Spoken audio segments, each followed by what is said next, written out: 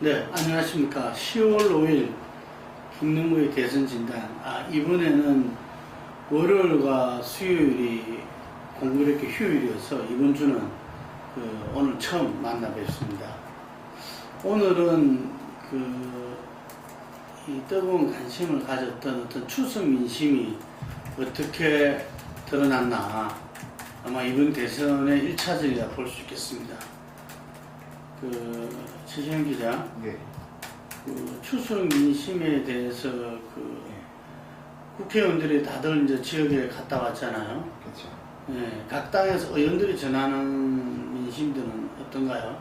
일단 새누리당 같은 경우에는 여론이 그렇게 좋지는 않고 있죠. 과거사 사과 이후에 사실 지지율이 바닥을 찍었지만은 상승 추세를 만들지 못했고, 그래서 지금 뭐 부산을 기점으로 민심이 흔들린다. 그래가지고 유승민 의원 같은 경우는 뭐 친박 이승 테러 같은 것도 제기하고 있고, 민주통합당 같은 경우에는 호남을 기점으로 조금 상승 추세에 있는 거는 맞는데, 아직까지는 뭐 안철수 무소속 후보에 비해서 뒤처지고 있기 때문에 향후에도 호남 공들이게 나설 것 같고, 안철수 후보 같은 경우에는 이제 검증 논란으로 약간 하락세 국면에 있지만은 그렇게 크지 않았다, 내부적으로 그렇게 판단을 하고 있습니다. 김능무 대표님께서 보시기에 추석 민심, 1차 승부수는 어떻게 보십니까? 추석 민심은 어쨌든 그 전에 이제 있었던 걸 생각해 볼 수 있죠. 예를 들면은 9월 16일 날 드디어 이제 야당이 민주통합당의 후보가 13년 선거 때 문재인 후보가 선출이 됐고, 그러면서 컨벤션 효과가 일어나기 시작하죠. 그리고 19일 날 안철수 원장이 드디어 출마 선언을 합니다. 그리고 나서 출마 선언의 컨벤션 효과가 이제 나타나기 시작했죠. 그래서 어쨌든 간에 야당으로 분류를 할 수밖에 없는데, 야 쪽의 어떤 두 후보가 어찌 말하면 상호 컨벤션 효과로서 급기야 이제 가상 대결에서 문재인 후보까지 박근혜 후보를 갖다가 앞지르는, 물론 오차범위 내지만 근소한 차이로 이런 일이 발생했습니다. 그러다 보니까 드디어 그 다음 주 월요일 날 박근혜 후보가 과거사 부분들에 대한 이 전향적인 어떤 태도로서 사과를 하게 되죠. 이게 그 과정이 있었고, 그 속에서 이제 문재인 후보가 호남에 내려가서 강주에 가서 이 참여정부 시절에 열린우리당 이 분당 사태에 대해서 이 사과를 하게 됩니다. 이게 그것이 어쨌든 민주개혁 세력 전체 힘을 이렇게 축소시켰다 하는 어떤 그러고 어려움이 닥쳐왔다 하는 식으로서, 열린우리당 창당은 어떤 말하면 참여정부의 실제로 본질일 수도 있었는데, 예를 들면 그 부분을 공식 사과를 했죠. 그런 일이 있었고, 그에 비해서 양쪽은 뭔가 분위기를 좀 이렇게 상승시킬 수 있는 일들이 있었고요. 그에 비해서 안철수 후보 쪽은 어쨌든 간에 27, 8일 날 연달아서 다운 계약서 한 번은 또 부인이 팔 때, 한 번은 또 자기가 살 때 후보 직접 다운 계약서가 있었고, 그 다음에 곧 이어서 본인의 이 박사학위 논문, 논문에 대한 어떤 문제제기가 있었습니다. 그러니까 안철수 후보는 좀 어떤 측면에서는 네거티브가 이렇게 연이어 터진 상태에서 추석을 맞이하게 됐죠. 예. 그랬는데, 좀 전에 우리 최 기자가 의원들의 지역에 내려가서 민심을 이야기했지만, 제가 이제 쭉 듣고 그 연봉을 보면은, 심지어 TK 지역에서조차 최대 관심사는 안철수 후보였다는 겁니다. 안철수 후보가 누구냐? 예를 들면 지지 여부와 상관없이 이번 추석 민심 한마디로 말하면은 안철수 후보가 누구냐? 예를 들면 이 대선 지지율 이걸 떠나서, 예를 들면은 이 출마 선언한 안철수 후보가 누구냐. 그 안철수 후보에 대한 관심이 가장 지대했다. 뭐 이런 거를 들 수가 있겠고요.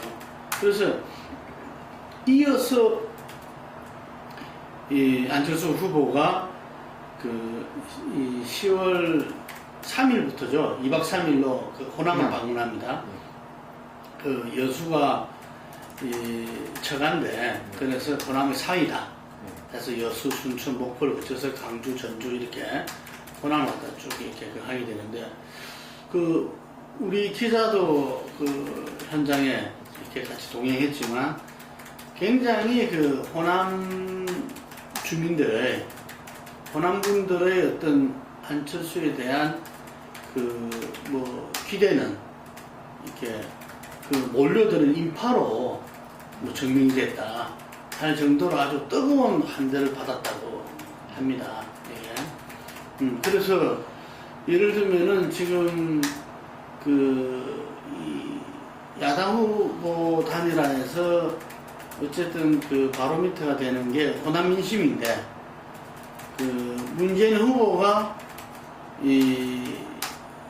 지난주에 수요일날 전향적인 정말 사과, 박근혜 사과보다도 더 어떤 면에서는 전향적인 사과를 했는데 거기에서 어떤 뭔가 변화가 예상됐었는데 일부 조사에서는 이렇게 뒤집었다는 이야기도 있지만 문재인 후보가 단일화에서 가장 지금 이 중요한 타겟이 호남 민심이거든요. 호남에서 10% 이상 기재였기 때문에 상당히 어려움을 겪어왔는데 그 부분들이 리얼미터 10월 2일 조사에 보면은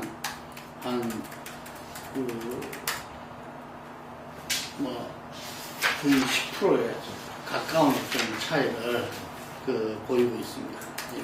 그래서 뭔가 변화를 추구하려는데 다시 호남 안철수에 방문을 해서 예를 들면은 호남 민심이 제가 볼 때는 좀 이렇게 정치권에 가까운 분들한테는 상당히 문재인 후보가 이번 기회를 통해서 거된 것 같아요. 예를 들면 예비경선 때 강하게 비판했던 박준영 전남지사조차도 이제 우리 당의 옥동자다. 그래서 한 마음으로 밀자.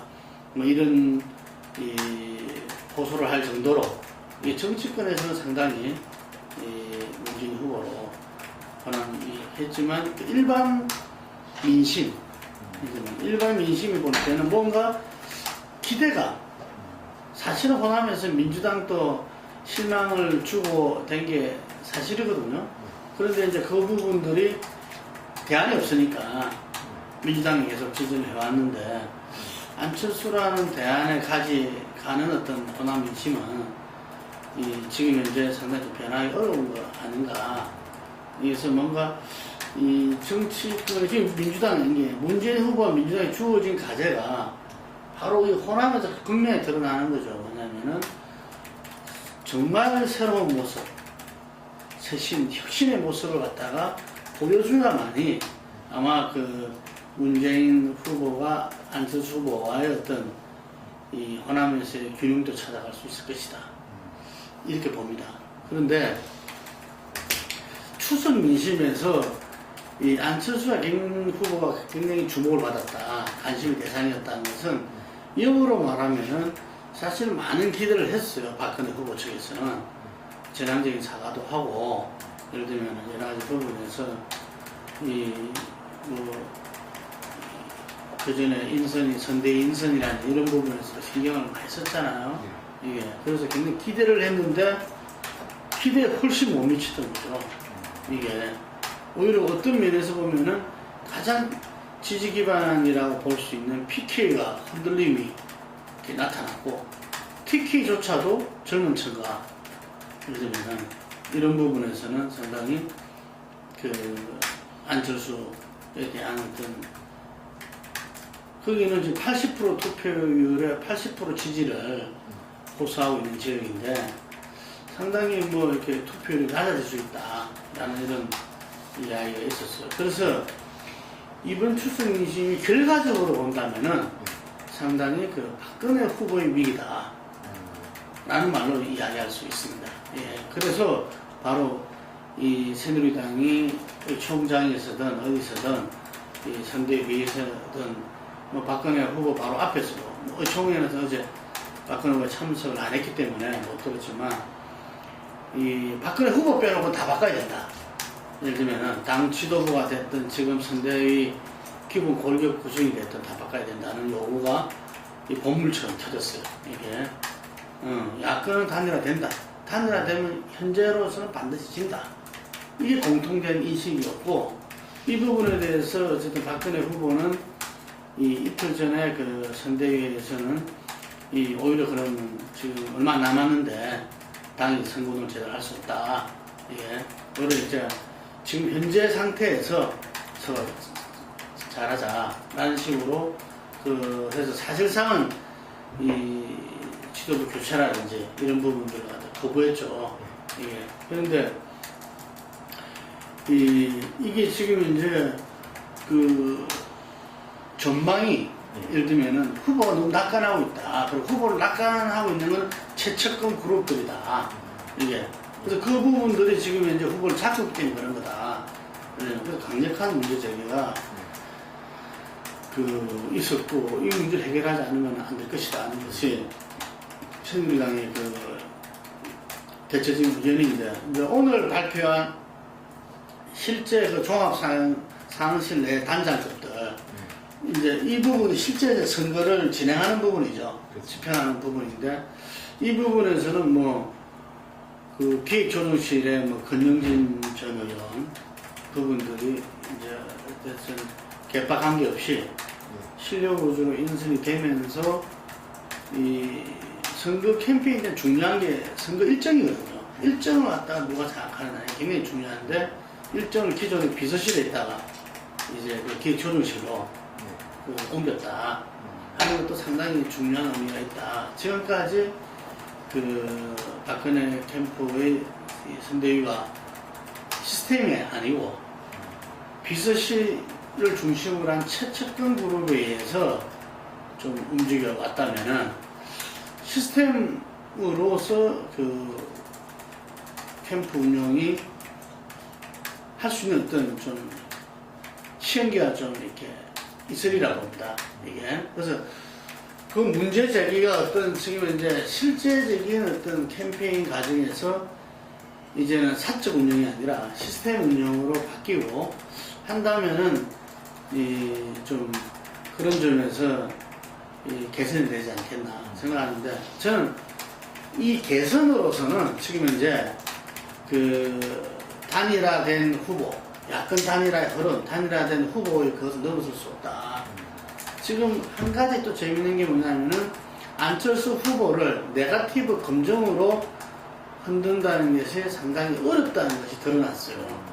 이게 여론조사에서도 뭐 그게 별로 개의치 않는다가 뭐 상당히 압도적이었고 이게 우리가 2007년도에 대선 때 보면은 그 이명박 대통령을 지지하는 자 중에서 85%가 BBK가 자기들이 생각할 때 이명박 그 대통령 후보하고 연관이 있다 라고 생각하지만 그것과 자기가 어느 후보를 이명박 후보를 지지하는 건 아무 상관없다. 다시 말해서 그 당시 2007년도에 경제를 아는 사람이 이 난국을 갖다가 돌파하고 대통령으로 역할을 해야 된다. 이런 하나의 시대적 흐름, 그 당시 시대 정신이라 말할 수 있죠. 대선 때 이 흐름을 탔을 때는 그런 부분들은 부차적 부분이 돼버린다 이야기죠. 지금 이제 이 안철수 후보가 뭔가 새로운 정치, 이게 새로운 어떤 이 사회 시스템에 대한 요구 속에서 놓은 안철수 현상을 갖다가 이 실현자, 예를 들면은 뭐 유행어로 그 전에 나왔던 종결자, 안철수 현상의 종결자로서 안철수의 어떤 이 흐름과 이미지를 갖고 있는 사람들은 뭐 이런 다운 계약서든 뭐가 됐든 간에 본질적으로 안철수 후보를 뒤흔들 수 있는 것 외에는 별 그 움직임이 없다는 이야기죠. 이번에 추수 미진에서 증명됐다고 볼 수 있겠습니다. 예, 그래서 앞으로 이제 제가 늘 말씀드린 대로 지금 요 한 4주 정도 앞으로 요 10월 한 달이 결국은 이번 대선판에 이제 2라운드를 갖다가 결정하죠. 지금 2라운드를 결정하는데 이 2라운드에서 중요한 거는 과연 박근혜 후보가 가거사를 딛고 이 대통령다운 대통령으로 새롭게 이 기존 지지 플러스 알파를 받아낼 것이냐. 예를 들면은 요 문제가 하나 있고, 그 다음에 야당 쪽 후보는 이제 뭐 8일부터 8일 날입니까? 이 안철수 후보가 1차적인 정책 발표와 그 11월 10일 날 종합 발표를 한다고 이야기했다는데, 그 봤듯이 11월 10일까지는 뭐 단일화는 있을 수가 없어요. 10일 날 종합 발표를 한다 했으니까, 단일화 시기는 제가 생각할 때는 거의 한 15일쯤부터 시작해서 역시 등록 전날 되지 않겠나, 발표가. 그렇게 예상이 됩니다. 예.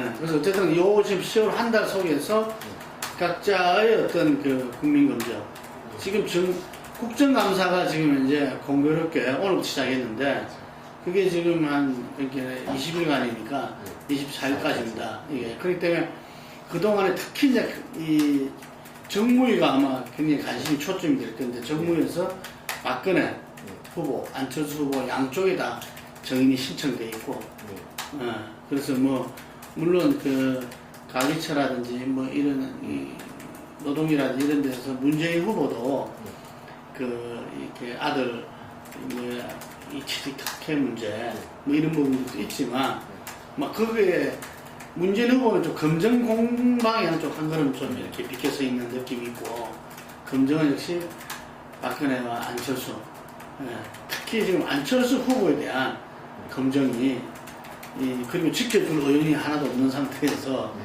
가장 가파른 검증 공세를 갖다가, 그리고 안철수 후보는 이 검증 공세를 갖다가 본인이 그랬잖아. 이 네거티브도 어떤 면에서 긍정적인 면을 자기가 이제 발견했다는 거잖아요.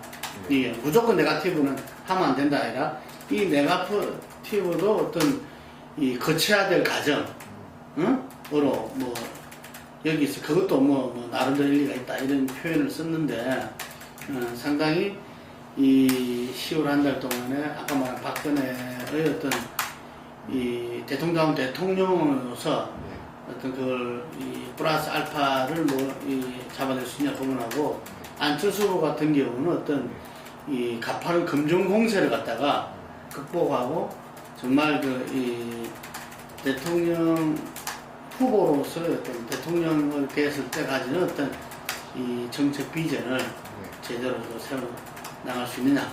뭐 그것도 다 검증이 포함되는 거죠. 정책 검증.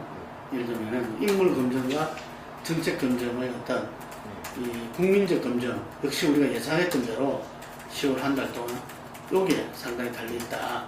이게 뭐 그 속에서 오히려 긍정적인 부분을 또 제시할 수도 있는 거죠.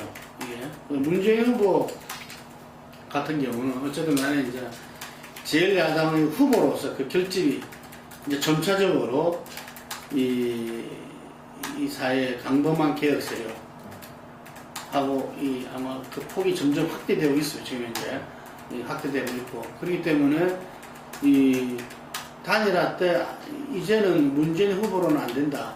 안철수 후보만을 박근혜가 이길 수 있다. 이 부분들이 사실상 이제 좀 변하고 있는 겁니다. 예를 들면 직전에도 그랬고 직후에도 어느 조사에서 나왔듯이 문재인 후보로도 박근혜 후보를 이길 수 있다 하는 부분들이 이제 확산되고 있고, 그리고 이제 그 부분의 어떤 이 중심들이 사회 각계각층에서 좀 나서고 있다. 이런 것들이 이제 상당히 바람직한데, 문재인 후보는 놓쳐서는 안 되는 부분들은 이 안철수 후보가 출마 선언문에서 후보 단일의 조건을 이야기한 게 그냥 안철수 후보만 생각해서 그렇게 이야기한 게 아니거든요. 실제로 어떤 정치 변화를 바랬을 때는 새누리당뿐만 아니라 민주당도 똑같이 이렇게 그 요구한 거거든요, 국민들이. 그래서 이 부분들에 대해서 어떤 외연 확대는 좋은데, 외연 확대는 금방 좀 전에 말씀드린 대로 아주 성과적으로 진행되리라고 봅니다. 그런데 실제 그 민주당 자체의 혁신, 쇄신 부분들은 지금 현재 뭐 이 눈에 보이는 게 없다. 뭐 오히려 안에서 보면 그건 뭐냐, 쇄신 혁신이라는 게 이런 문제 제기도 되고 하는데 어쨌든 간 국민이 동의하는 수준에서의 어떤 혁신 쇄신이 있어야 되지 않겠냐. 이게 또 이것이 있어야만이 또 이 단일화가 이루어지고 정권 교체도 가능하다. 이런 점에서 바로 이 부분 문재인 후보는 예, 그 민주당의 어떤 혁신 쇄신을 갖다가 국민 바라는 수준으로 이뤄낼 것인가. 요게 지금 현재 그 달려 있는 거죠. 그래서 세 후보가 각각 이 상당히 외연을 넓혀 나가면서 안고 있는 문제, 이 문제의 또 해결이 이 국민들의 어떤 민심과 이 지지도를 변화시켜서 낼 수 있다, 이렇게 봅니다. 아마 이제 오늘부터 시작됐는데 다음 주는 이제 국가면서 검증 공세가 이루어질 것이고, 그러면서 또 이 각 후보들이 이제 국민들한테 하나하나씩 이제 내놓게 되죠. 이게 청사진과 비전과 정책들을. 그래서 그런 부분이 이제 치열하게 맞물리면서 본격적인 어떤 국민 검증이 시작되고, 또 그 결과에 따라서 10월 말에 뭔가 박근혜 후보도 이렇게 새롭게